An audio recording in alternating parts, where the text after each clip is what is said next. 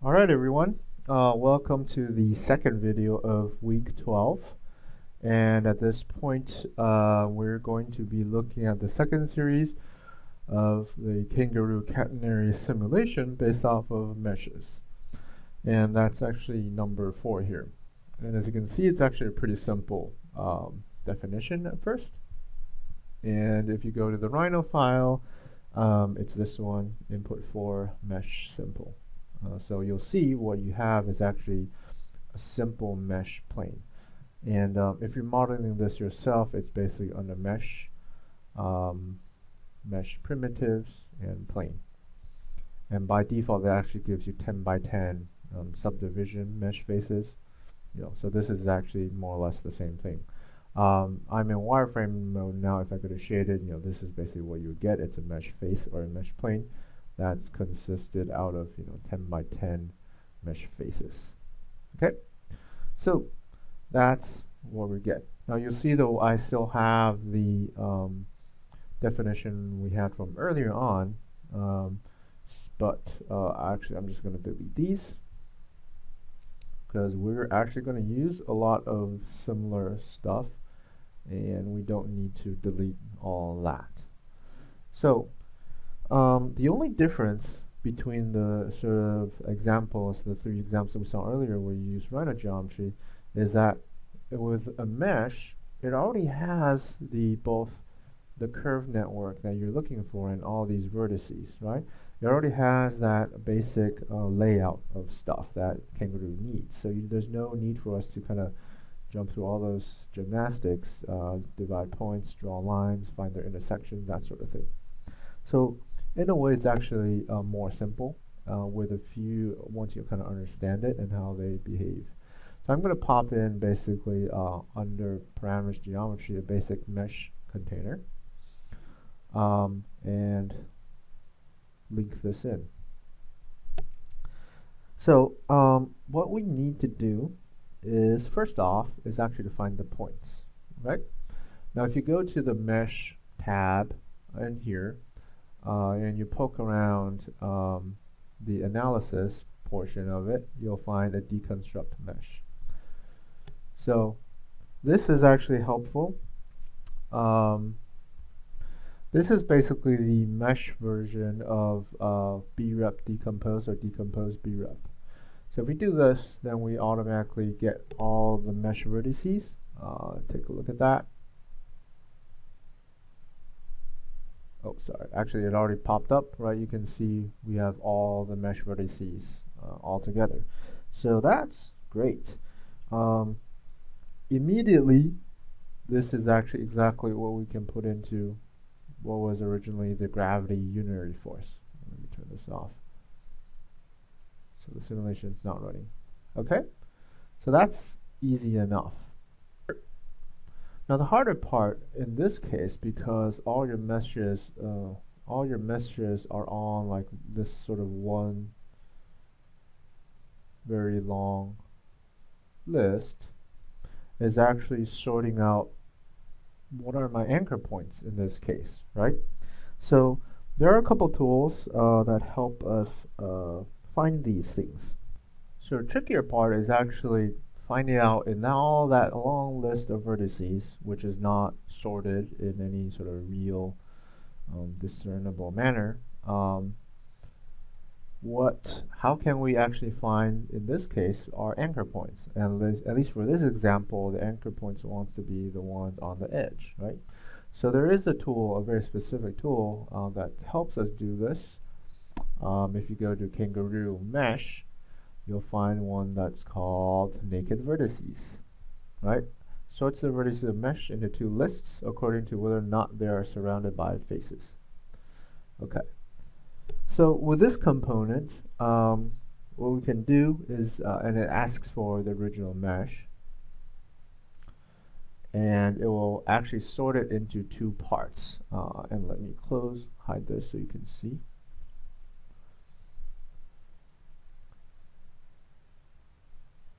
If I take a point container and say which ones are clothed versus which ones are naked, wrong one.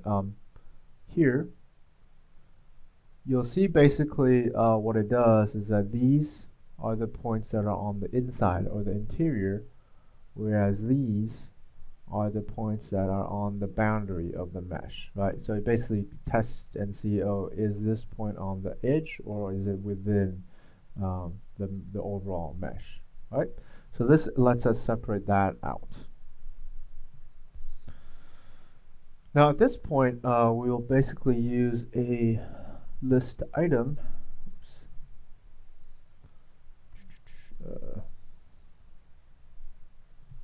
List item component using the original vertice list, and these are basically the indexes, which is basically the number, right?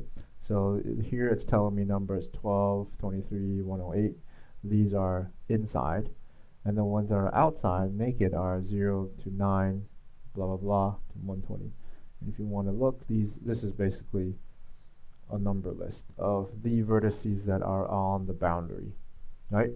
So with that information, we can actually use the list item to feed the index in and be able to select those points that are on the exterior and feed that into your anchor points.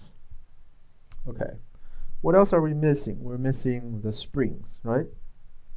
And this actually can be done very easily as well with something from actually Weaverbird. And if we hunt around, I think it's this one, Weaverbird Edges. So Weaverbird Edges, if you hover over it, returns a wireframe representation of a mesh. So if you give it a mesh, what it gives you is essentially, hide these,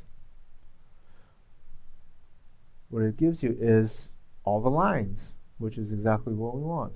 So that's really simple. This just gives you, all the in-between lines in the mesh.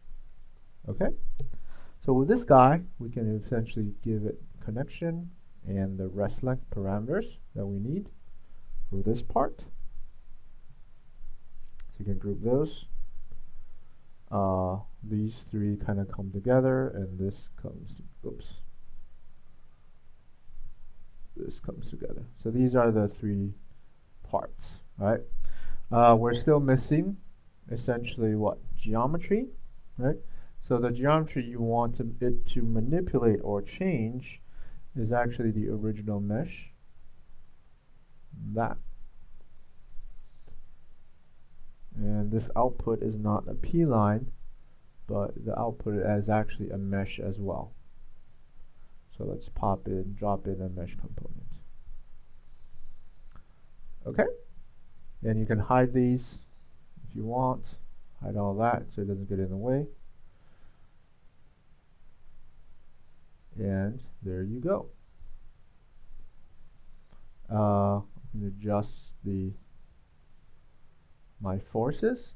And you'll see actually with these, the more constrained it is, the stronger or the less, push you'll see in the overall shape. But this is a sort of a mesh pillow version, upwards or downwards. Okay? So you'll see that I'm building off of what we did earlier. The only difference is, okay, how do you get to these things is a little bit different, but the basic principle behind them is still the same. Now, that was this one, number 4. Now, if we look at number 5, we can actually modify number 4 really quickly to work with number 5. So I'm going to hide the mesh and open input for 5 and 6. And I'm actually going to delete the mesh. Now if you look at our inputs, 1, 2, so there's a series of points here, right? These are all the input points that we're going to use for this. This is a slightly different approach. So let's put in all of these points, set multiple all together. So these are linked in all together. And what we're going to use is actually, we're going back to the mesh tab under triangulation. One of the sort of siblings or cousins to the Voronoi pattern is the Delaunay mesh triangulation.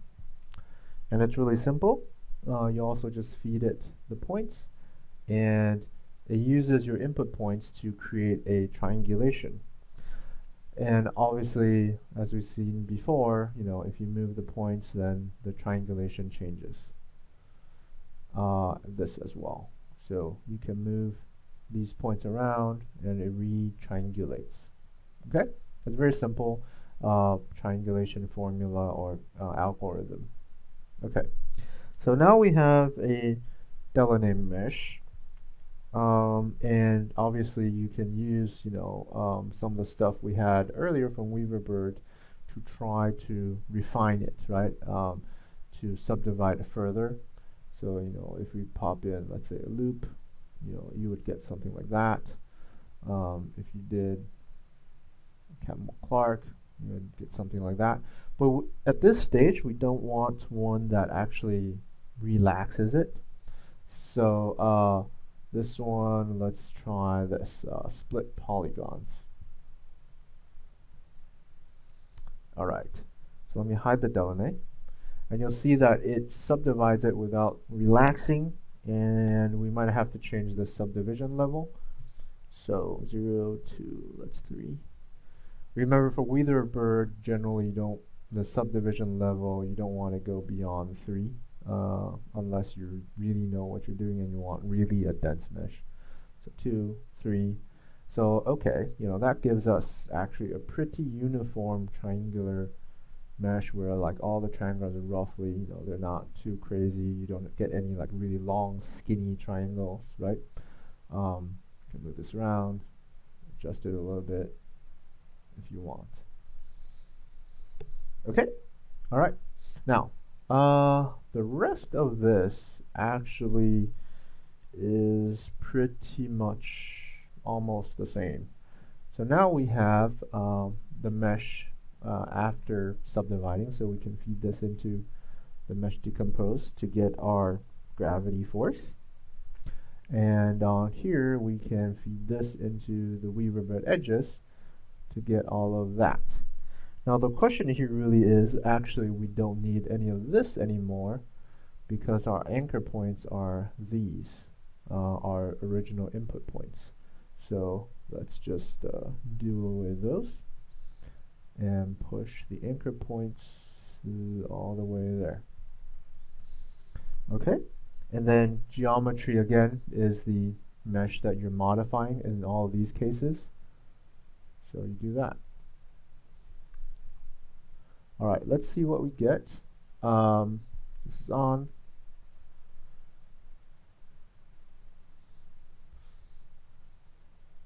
Oh, accidentally disconnected this.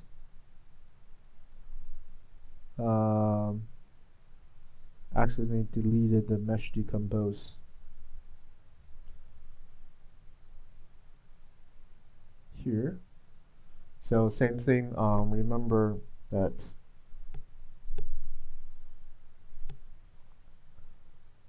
this goes to there. You have a lot of vertices, the vertices go to the point, and that's that. Okay. So you'll see that's what you get. This is the output mesh. You can turn on the points if you want. But this is the surface that you would get. And let me hide all this. So you see this is basically, very similar, except now, instead of grabbing all the boundary points, we're just actually defining a couple of these outer points. And what we can do at this point is actually, let's say we can move the points around. Sometimes you'll get something like this where it freaks out. And at that point, what you want to do is just recompute. Depending on what type of movement you do, yeah. And if you see that, then just recompute. This is actually supposed to be solved or fixed in the new version of Kangaroo 2. So you actually will be able to work with meshes this way without it freaking out like that. Oh, this one actually breaks it. Okay, so this is number 5. So you see really quickly we've covered 4 and 5. Now 6 and 7 are just they're just extensions of the same thing, because all this is the same. All this is the same up to here. This is all visualization, and I'll just actually just drag in those examples so you take a look. But they all work off the same basic version. So 6 essentially, if you look at it, just does this. It colors it. Once it's reached equilibrium, I'll pause it by disabling the timer. And over here, we have this thing, which is called a gate logic. And essentially this, if I change the Boolean, it will send all the data that's going from here, from one side of the gate to the other, right? So it's like a switch. It's like a toggle switch. Right now, it's being sent to this mesh component. If I double click on the Boolean toggle, it will send all the data here. And this is a way to kind of split or segregate, let's say, very heavy calculations, which this is. It's doing the mesh offset on the inside to kind of create this more of a lattice structure, right? Yeah, and if you toggle it back, then all this it gives you an error, but it goes back to that side. So that's basically what that is. You can take a look at this a little bit closer to see what it does, but essentially it's offsetting the mesh outlines inwards and making a planar surface out of it. All right, so that's number 6. And then number 7 is basically just adds and unfold logic to the whole thing. So if we look at this, enable it, let it reach equilibrium, pause it, and go down to the Boolean toggle. Now you'll see this gets a lot longer, okay? And when you toggle the switch, your computer might need to think for a little while. But the difference is it not only does this, it also does the layouts and the offsets and the numbering too for each and every one of these triangles. Right? And you've seen this before. This is the fabrication logic, but now this just kind of does it within the whole thing. Okay, so if you're interested, you can poke into this and see there's a step-by-step actually very good annotation on this. But yeah, all right, so that's it for this week's videos. We're basically working with the idea of Kangaroo and catenary arches and how to set up. Most of your focus really is on how to kind of set up this basic first part of the simulation with different methods, whether it's working with Rhino geometry or the shortcut where you kind of use some form of mesh. Now next week we'll be working with minimal surface relaxation, which deals almost more or less exclusively with meshes, and so you'll have to kind of understand how meshes work, how to get clean meshes, how to build them in a way that gives you the results that you want. All right.